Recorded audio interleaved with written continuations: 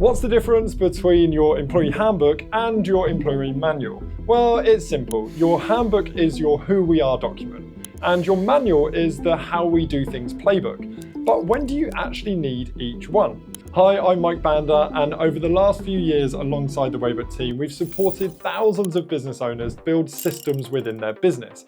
And the confusion between these two documents is real. I've seen it trip up way too many growing companies, so let me break down not just the differences, but when you need to do what and how to avoid the mistakes that I've seen many other business owners make along the way. So first, let's deep dive into what makes these different. Historically, many companies just called everything an employee manual. That could be the thick binder of rules and procedures. But modern businesses have evolved this approach over time. Your employee handbook has a welcoming conversational tone. It's normally introducing employees to the company culture and outlining expectations. Think CEO welcome letter, mission statement, vision, and values. It answers a question about what sort of organization are we? Your employee manual is more formal and instructional, basically like a technical guide. It's telling people exactly how to perform the tasks or what to follow within specific procedures.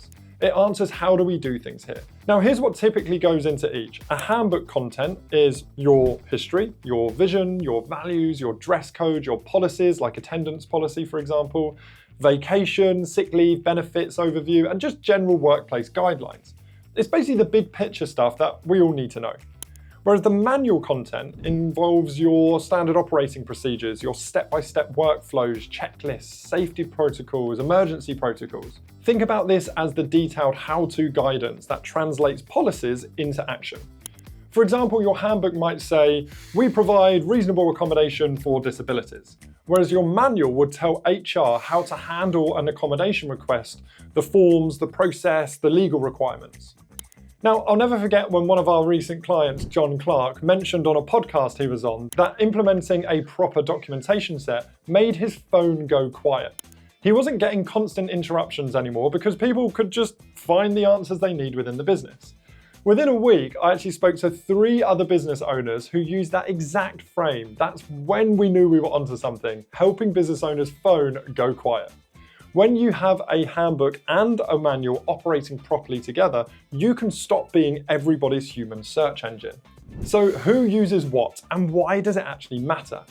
The audience for each of these documents is normally completely different, and understanding this can change how we feel and structure the documents. Your handbook is basically written for everyone. Every employee should read it, from the newest intern to your CEO. It's your universal policies, your cultural norms that apply across the board. Your manual, well, it's much more targeted in its approach. Managers and team leads will use it when they need specific detailed guidance. A supervisor might reference it for proper disciplinary actions, or a technician might look up the exact steps for equipment operation. Now, there is a legal wrinkle here that catches some business owners off guard.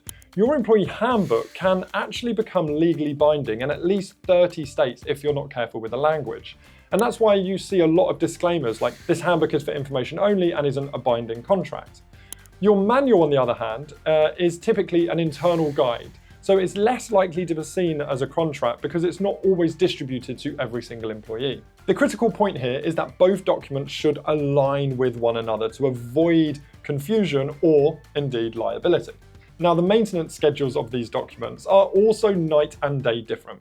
Handbooks tend to stay pretty stable. You update them when the laws change or you add a major new policy, maybe annually or every couple of years. But the manuals, they're constantly evolving. New software, improved processes, updated safety procedures. Your manual needs to keep pace with your business reality, and some sections might even change on a weekly basis. Now, most businesses get stuck because there's definitely overlap between these documents. And that's totally normal. Take workplace conduct, for example. Your handbook states in a policy that all employees must treat each other with respect, and here are the consequences for harassment. Whereas your manuals tell managers what to do when a violation happens. You document the incident, this way you escalate these steps, you follow up with this process. It's basically the same topic, but just different levels of detail. Or safety, for example. Your handbook might say, safety is everyone's responsibility, follow the OSHA guidelines. The safety manual lists every specific procedure. what you do if you get locked out, what we do for injury reporting process, evacuation reports, things like that. This overlap is why many small businesses start with just one combined document, because it avoids the redundancy and gives you one single source of truth. Now, there's nothing wrong with that approach, especially when you're small and your operations aren't too complex. But as you grow, splitting these into different document types makes total sense. So you can keep the handbook high level and accessible, and you can move the specific detailed procedures into a separate manual area. Your handbook can even reference the manual. So for detailed warehouse procedures, see Operations Manual. And this is the key to smart organization within your single source of truth. You can structure this really well so you have separate sections for different purposes. Welcome documents, company policies, company history, and then departmental breakdowns for specific procedures. This way, the new hire gets cultural onboarding that they need, managers find the detailed procedures that they're looking for, and everyone knows exactly where to look when they need to find anything. Let me share what I've learned works best for businesses at different stages, because really timing does matter here. So when you're starting, start with a handbook very early on, even a very basic one before your first few hires. It helps you establish the ground rules and the culture from day one, which will no doubt evolve. You don't need 50 pages, even a simple document covering working hours, pay schedule, time off, values and culture prevents some major misunderstanding. Then you can add manuals as you grow or when compliance demands it. The trigger? Basically when you notice training involves a lot of unwritten rules, or when you're in a regulated industry, or even if you're constantly explaining how to do X, that then needs to be documented. At around 20 employees, both documents become non-negotiable. You're hitting more complex regulation, more complexity in your business operations, you have more people in departments. But don't wait arbitrarily, assess your business complexity. For example, in construction company, you need to have your safety manuals very early due to compliance. In a marketing agency, you might start with the handbook plus a couple of checklists, and then you add those process manuals as the team grows. If you're in manufacturing, you might definitely need the safety and quality manuals, regardless of the size, because your output is really what the measure of your success is. On the maintenance side, make sure that you assign clear ownership. HR typically owns the handbook, department heads own the manual sections, and then you can set review schedules, perhaps annual for the handbook or more frequently for the manuals. Most importantly, make it easy to update and share the information with the team. If changing your documentation feels like a PhD project, then it simply won't happen. And outdated procedures are often worse than not having any procedures in place. Now, how can you find the right digital solution for your documents? Well, this connects directly to my experience growing our previous businesses. We had everything scattered across Google Drive, Dropbox, Slack messages, in people's heads. And our team constantly asks, where's the logo file? How do I submit expenses? What's our A/B testing process? That's when I realized we really needed a single source of truth. Not just for the information, but for making it accessible and trackable. Static PDFs, SharePoint and Google documents just simply didn't solve the real world problems. We ended up with version confusion, not knowing what version of the document was the latest. We had no tracking on the document, so we didn't know if people had seen it, if it had been updated and whether they'd looked at the new information.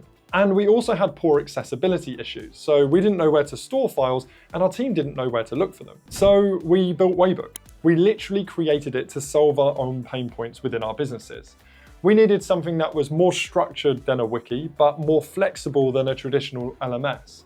Combining your employee handbook and your employee manual to essentially create a highly effective single source of truth. One that can train, one that can onboard, one that can act as that main reference for your team. The transformation wasn't just having the information, it was actually making it findable, ensuring that people actually read it. When someone joins our team now, they just work through the handbook, they go through their key procedures, and we know that they're getting the current information.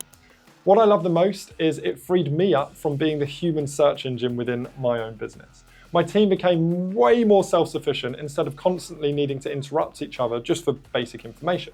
Now, here's the bonus tip that most business owners miss. Your best employee handbook and employee manual content doesn't come from you sitting in a room and writing it all over a few nights.